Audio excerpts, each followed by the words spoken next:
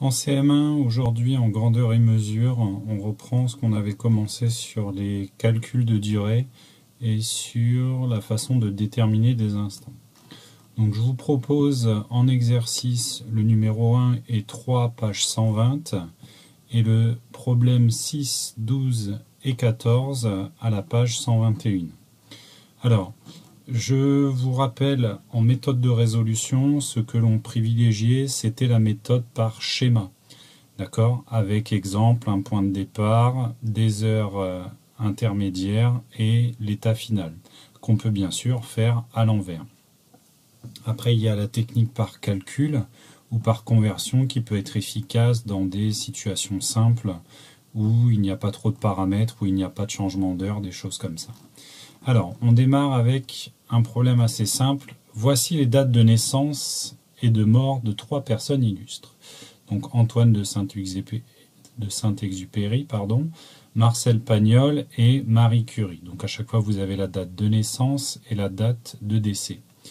Le but, savoir combien de temps chacun ils ont vécu. Alors, il faudra utiliser très probablement la soustraction, bien que pour certains on peut calculer de tête. N'oubliez pas que c'est un problème. Comme c'est un problème, on attend une phrase réponse.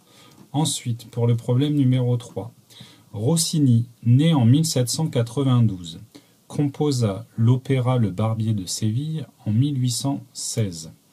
Quel âge avait-il alors? Donc là, on peut utiliser la technique du schéma, ou alors vous pouvez utiliser une autre procédure qui est la soustraction. À vous de voir ce que vous préférez. Même chose, c'est un problème, on attend une phrase réponse. Maintenant, on bascule de l'autre côté. Alors, ça, c'est un problème d'actualité. Calcule la durée de chaque émission. Vous avez l'heure de début, l'heure de fin. Même chose, c'est un problème, on attend des phrases-réponses. Donc, pour les premiers et deuxièmes, vous avez vu, on reste dans la même tranche horaire, midi, midi. Ensuite, on reste dans 18h, 18h, donc a priori, il n'y a pas de changement d'heure. En revanche, pour cette dernière, on a un changement d'heure. Donc, je vous conseille de faire une résolution par schéma pour que ce soit plus efficace. Alors, ce que je ne vous ai pas dit en début de vidéo, c'est que pour faire les corrections, je vais utiliser des productions d'élèves. Donc, je compte sur vous pour que ce soit propre et lisible, de façon à ce que je puisse publier vos productions pour faire les corrections dans les prochains jours ou alors la semaine prochaine. Ensuite, on termine avec ces deux problèmes. À 16h10, Zoé a fait des recherches sur Internet. Elle est restée connectée 25 minutes. À quelle heure a-t-elle fini? Même chose, c'est un problème. Nous attendons donc une phrase-réponse pour résoudre votre problème. Et enfin, on termine. Il est 18h20 quand se termine le film La guerre des boutons. Donc c'est bien l'heure de fin qui est indiquée ici. Et donc ce film qui dure 1h30, à quelle heure a-t-il commencé? Donc vous avez l'heure d'arrivée, vous avez la durée. Donc là on est dans le cas de figure, si je reprends le schéma ici, on est dans le cas de figure où on a l'heure d'arrivée. Et c'est à vous de remonter en arrière pour retrouver l'heure du début. Voilà, je vous souhaite bon courage, je compte bien sur vous pour m'envoyer vos productions et bien sûr j'en utiliserai pour faire les corrections pour les copains pour les prochains jours. Bon courage à vous.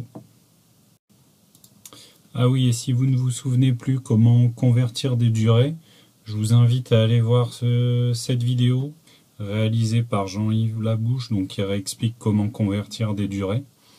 Et également sur cette même chaîne YouTube, vous avez une manière de calculer avec les heures et les durées.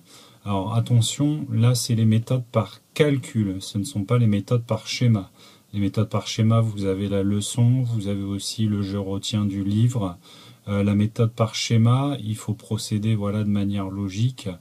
En principe, vous vous en sortez assez bien. C'est si vous vous lancez dans les calculs que là, vous aurez peut-être besoin d'aide.